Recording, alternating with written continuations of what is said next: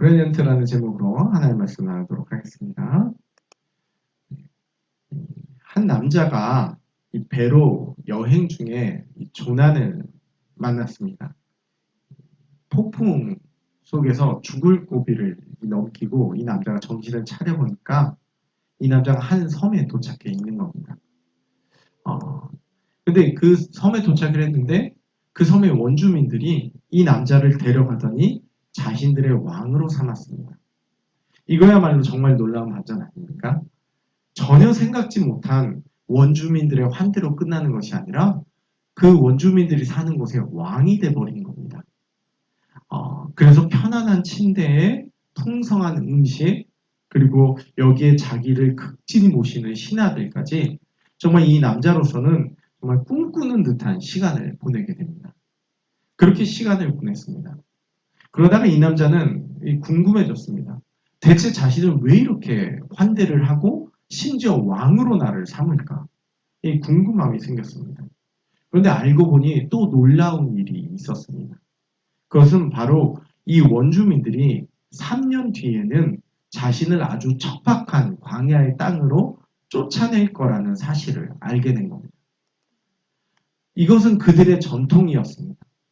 새로운 이가 이 나라에 오게 될 때 그들을 왕으로 삼아 극진히 모시지만 3년이라는 시간이 지나면 이제 척박한 땅인 광야로 쫓아내버리는 것입니다.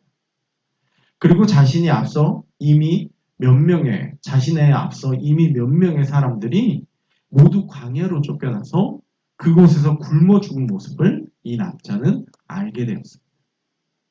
결국 또 3년의 시간이 흘렀습니다. 그리고 이 남자는 이전 사람들과 마찬가지로 광야로 쫓겨나게 되었습니다. 하지만 그곳은 이미 사람들이 살 수 있는 공간이 되었습니다.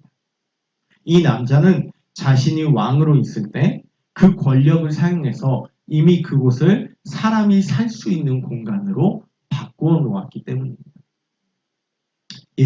이것은 그저 하나의 이야기에 지나지 않습니다. 하지만 이 이야기는 우리로 하여금 어떠한 삶을 살아야 할지 질문을 던져줍니다. 영어 단어 present라는 이 영어 단어는 현재라는 뜻을 가지고 있습니다. 그러나 이 단어는 선물이라는 뜻도 가지고 있습니다. 참 묘한 단어입니다. 현재라는 뜻을 가지고 있지만 선물이라는 뜻도 있습니다. 여러분, 현재와 선물은 참 성격이 서로 달라 보이기도 합니다. 그러나 이만한 단어도 없는 것 같습니다. 현재가 곧 선물인 것입니다. 저는 매일 아침 눈을 뜨면 기도를 합니다. 하나님, 오늘 하루의 시간을 저에게 주셔서 감사합니다라고 기도를 합니다. 왜냐하면 오늘 하루라는 시간을 우리는 절대자이신 하나님으로부터 받았기 때문입니다. 아까 이야기했던 조난당했던 사람이 왕이 된 이야기. 이 이야기는 짧은 동화이지만 우리에게 시사하는 바가 큽니다. 우리에게도 각자 상징적으로 3년이라는 시간을 선물 받게 됩니다. 그 시간이 지나고 난 후에 광야로 가게 될지 낙원으로 가게 될지는 결국 우리의 몫이 되는 것입니다. 올 한 해 우리는 상징적인 3년을 선물로 받았습니다. 어떠한 프레젠트였습니까? 우리는 큰 이변이 없는 한 내년에도 또다시 상징적인 3년이라는 선물을 받게 됩니다. 앞서 조난당했다가 왕이 된 사람들과 이 남자의 차이는 그 주어진 선물을 어떻게 사용했냐로 결과가 나뉘게 되었습니다. 우리는 이 시점에서 한 번쯤 고민을 해봐야 됩니다. 비록 나는 왕권을 가진 자는 아니지만 절대자로부터 상징적인 3년이라는 선물을 받은 자입니다. 그렇다면 이 시기를 어떻게 보내야 될지를 우리가 고민해야 됩니다. 왜냐하면 그 결과에 대한 몫이 결국 내가 짊어져야 하는 것이기 때문입니다. 오늘 말씀은 우리로 하여금 현재라는 선물을 어떻게 사용하는 것이 지혜로운지 가르침을 줍니다. 한 율법사가 예수님에게 묻습니다. 율법 중에 어떤 것이 크냐는 것입니다. 어떤 것이 가장 중요하냐는 겁니다. 어떤 것을 우선적으로 해야 하냐는 겁니다. 전문가들에 따르면 구약의 율법서에 나오는 계명의 숫자들이 이 수요가 613가지라고 합니다. 여러분 우리가 베스킨라빈스를 가도요. 그 31가지 아이스크림이 거기 진짜 있는지는 잘 모르겠지만 무슨 아이스크림을 먹어야 될지 고민에 빠집니다. 왜냐하면 다 먹을 수는 없기 때문이에요. 아무리 먹어도 다 먹을 수는 없으니까 결국 선택과 집중을 해야 됩니다. 먹는 아이스크림도 그런데 하나님을 잘 섬기기 위해 지켜야 될 율법이 무려 613가지의 수요가 있어요. 이 본문 그런데 그러니 본문을 보니까 율법사가 예수님을 시험하며 물었다고 하지만 어쩌면 율법사의 평소의 고민이기도 할 것 같습니다. 저는 베스킨라빈스를 가면 꼭 먹는 아이스크림이 있습니다. 바람과 함께 사라지다를 꼭 먹어요. 그렇게 중요하게 먹어야 될 게 뭘지 율법 613가지 중에 뭐가 제일 중요할지 이 율법사가 물어보는 거예요. 이 많은 율법 중에 어떤 것에 선택해야 되고 어떤 것에 집중하는 게 지혜로운 것인지 물어보는 겁니다. 앞서 말한 동화 속의 사람을 보십시오. 그는 3년간 시중을 받으며 그냥 희희낙낙거리며 인생을 즐겼을 수도 있습니다. 굳이 골치 아프게 광야를 사람 살만한 곳으로 바꾸기에 머리를 쓸 필요도 없습니다. 그렇게 그냥 3년을 보냈을 수도 있습니다. 즐기다가 마무리할 수도 있습니다. 하지만 그는 선택과 집중을 한 것이죠. 자신이 그 3년 뒤에 어떤 낙원에 가야 될지를 집중한 것이죠. 이 율법사의 질문도 마찬가지가 아닐까 싶습니다. 그때 예수님이 하시는 말씀은 두 가지였습니다. 하나는 하나님을 사랑하고 하나는 이웃을 사랑하라는 것입니다. 여러분 이것만큼 단순하고 이것만큼 중요한 게 없습니다. 그러나 이것이 613가지 계명 중에서 단 두 가지로 뽑힐 수 있다는 것은 그만큼 이것을 지켜가지 못하는 모습이 있다라는 거예요. 여기 예수님의 말씀을 한번 잘 보세요. 우리가 일반적으로 하나님과 이웃을 발견하게 됩니다. 하지만 여기에는 자신이라는 존재도 등장합니다. 그러니 대상자가 둘이 아니라 세 대상자를 발견합니다. 예수님의 말씀을 다시 한번 보십시오. 자신을 사랑하는 건 이미 기본적으로 깔려 있습니다. 예수님이 뭐라고 그러냐면 이웃을 내 자신같이 사랑하라 그러잖아요. 왜냐? 자신 사랑은 이미 기본적으로 깔려 있습니다. 우리의 성향도 그래요. 기본적으로 자신을 사랑합니다. 너무나도 강하다 보니 이게 우리의 죄의 모습이 되기도 합니다. 자신을 사랑함이 너무 강해서 때로는 죄의 모습이 됩니다. 오히려 자신을 파괴하는 모습이 되기도 합니다. 예수님께서 하나님과 이웃을 말하는 것은 우리가 자칫 자기 사랑으로 정도를 넘어버리는 우를 범할 것을 막아주는 것입니다.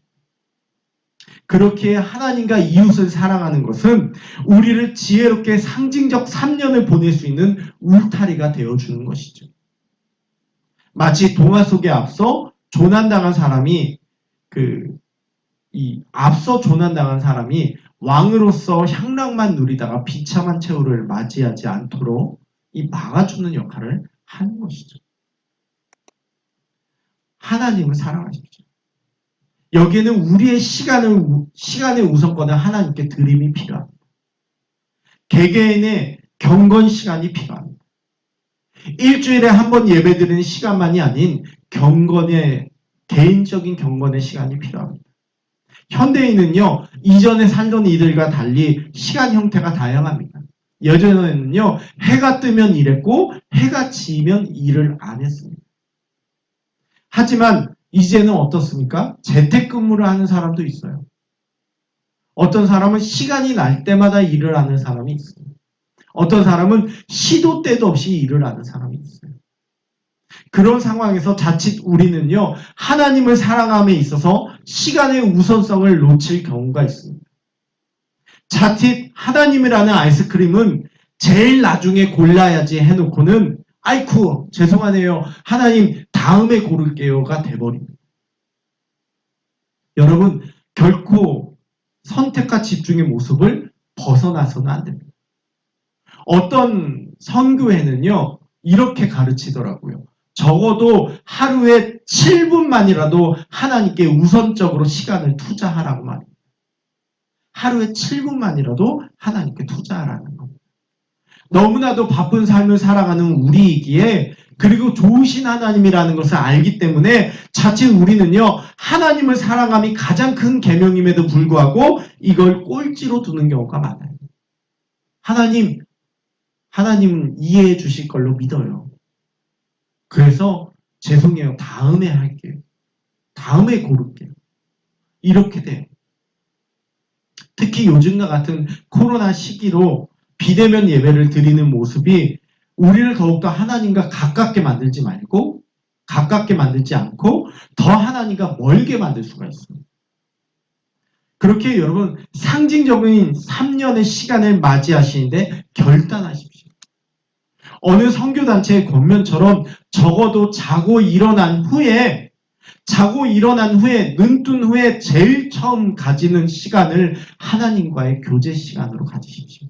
적어도 7분만이라도 그 하나님과의 교제 시간으로 가지시는 것이 여러분이 그 상징적인 3년 후에 광야냐 낙원이냐를 결정하는 모습이 될 것 같습니다.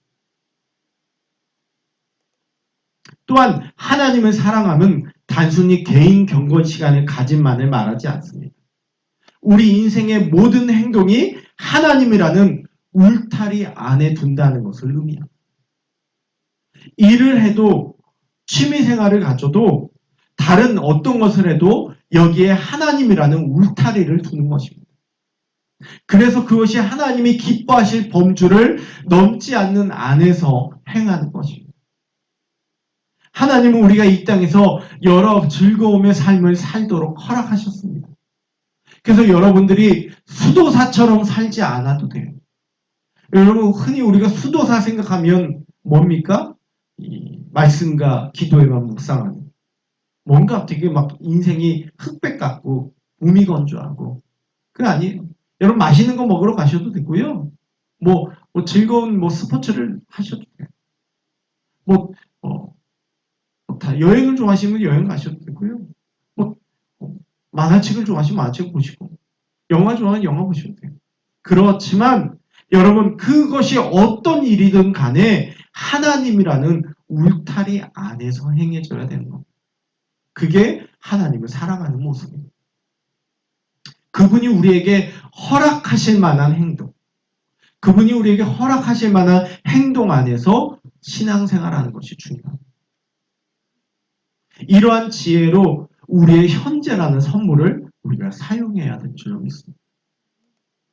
또한 이웃사랑도 마찬가지입니다. 자칫하면 자신을 사랑하지 이웃을 사랑하지 않을 수 있습니다. 사람들이요, 우리 교회를 보면요, 규모에 비해 구제에 힘쓴다고 봐요. 그래서 우리 교회의 특징을 구제하는 교회로 이렇게 사람들이 인식을 하더라고요. 제 주변에 많은 목사님들, 전도사님들이 우리 교회를 그런 교회로 이렇게 인식하더라고요. 담임 목사가 잘생긴 교회라든지, 담임 목사가 설교 잘하는 교회, 그런 식으로 인식 안 하더라고요. 네. 그런데 그 구제하는 교회로 비춰져야겠다. 그런 교회라는 특징을 이 교회는 잡아야겠다. 우리 교회는 그런 특장점으로 가야겠다. 이런 마음으로 교회를 시작하지 않았어요. 그저 하나님이 하신 명령 중에 하나가 이웃 사랑이었기 때문에 그렇게 했을 뿐이에요. 그리고 지금도 저는 우리 교회가 그렇게 구제하는 교회로 비춰지길 원하지 않아요. 그냥 하나님 말씀에 순종해서 그냥 했을 뿐이에요. 그래서 그렇게 구제하는 교회로 특징되어지면요, 좀 부끄러워요. 우리 그렇게 막 올인하는 것 같지 않은데. 그런데도 사람들은 우리를 그렇게 봐요. 그런 생각이 들더라고요. 어찌 보면 그만큼 교회들이 그걸 안 하기 때문은 아닐까. 그런 생각이 듭니다. 그만큼 교회들이 그걸 안 하고 있으니까 우리 교회가 그런 교회처럼 보이는 게 아닐까. 그렇게 보이죠. 교회는 분명히 그런 장소입니다. 이웃 사랑하는 장소입니다. 그럼에도 불구하고 교회들이 그걸 안 하고 있기에 우선순위를 이웃 사랑에 안 두기에 그런 것이 아닌가 싶습니다. 자칫하면 교회 성도들을 위해서만 사용하지, 자칫하면 교회 건물을 키우기 위해서만 사용하지, 자칫하면 교회라는 자신만 살아가기 위해서 사용하지 이웃을 사랑하지 않는다는 것이죠. 자칫하면 교회 키우는 데만 쓰는 거예요. 자기 사랑하는 데만 쓰는 거예요. 자기 교회 성도 살아가는 데만 쓰는 거예요. 그렇게 억지로라도 이웃사랑이 우선순위에 올라가야 돼요. 그게 아니면 못하게 되거든요. 저도 우리 교회도 아마 하나님 그런 말씀 안 하셨으면 우리 교회 키우는데 급급했을지도 몰라요. 우리 개인의 삶의 모습도 마찬가지입니다. 자칫하면 오늘 하루도 나를 위해서만 프레젠트를 사용하다가 끝이 날 수 있습니다. 나중에 나 광야에 가서 그래 광야를 사람 살만한 곳으로 바꾸는 게 중요한 일이었어. 이렇게 말할 수 있게 돼요. 내년에는 우리에게 주어진 상징적인 이 3년을 이웃사랑을 위해 사용했으면 합니다. 지금도 잘하고 계시지만 그렇게 해야 될 것 같습니다. 여러분, 그 이웃사랑을 위해서요, 축복의 말을 가족들에게 하시는 연습을 해야 돼요. 우리 옆에 분한테, 예배드리는 그 옆에 분한테 고맙습니다, 고맙다, 사랑합니다, 미안합니다, 축복합니다, 이 말부터 우리가 해야 돼요. 저부터 그래야 돼요. 저부터 이 주둥이를 입으로 바꿔야 돼요. 우리 그런 것들이 내년에 바뀌어져야 돼요. 여러분의 밭의 모퉁이, 그 밭의 모퉁이가 뭡니까? 이쯤이야 없어도 그만, 있어도 그만인 거예요.